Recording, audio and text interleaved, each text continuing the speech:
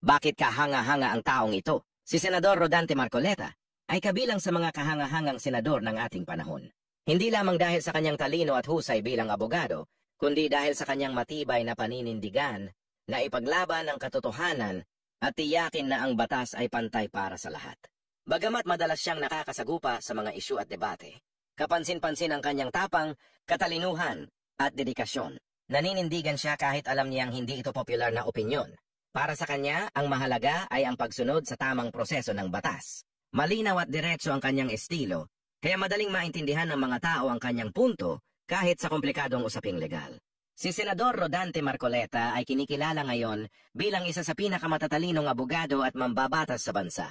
Sa bawat sesyon ng Senado, ipinapamalas niya ang malalim na kaalaman sa batas, matalas na pag-iisip, at malinaw na paninindigan para sa katotohanan.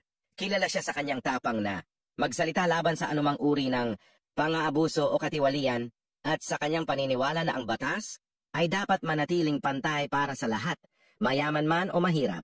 Sa kanyang mahabang karera sa serbisyo publiko, hindi siya natitinag sa prinsipyo, kaya't hinahangaan siya ng maraming Pilipino bilang simbolo ng katalinuhan, katapangan at tunay na paglilingkod bayan.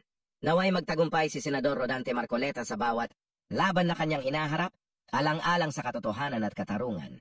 Sa kanyang tapang, talino at tapat na paglilingkod, naway patuloy siyang maging tinig ng batas na pantay para sa lahat at maging inspirasyon sa bawat abogado at Pilipino.